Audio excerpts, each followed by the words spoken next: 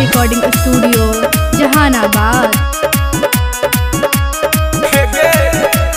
सुल्तानगंज से जलवा लेके चढ़बई सुइया पहाड़ गे डरबई न कीर्तन करतई बाघावा दहाड़ गे।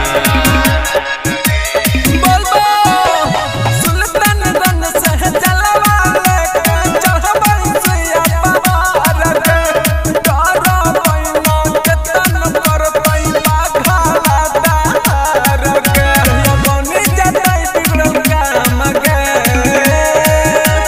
जोड़ा कबरल के जोइबई बाबा धाम गे जहिया बनबई अरनी के जवान गे जोड़ा कबरल के जोइबई बैजू धाम गे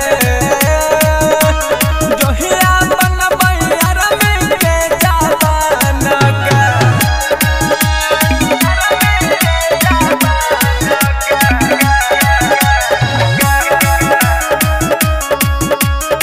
आगे सुनो घर सावन घर ही जलावा धारे के करबई काम गे जहे पुरतई हमर सपना जइबई बा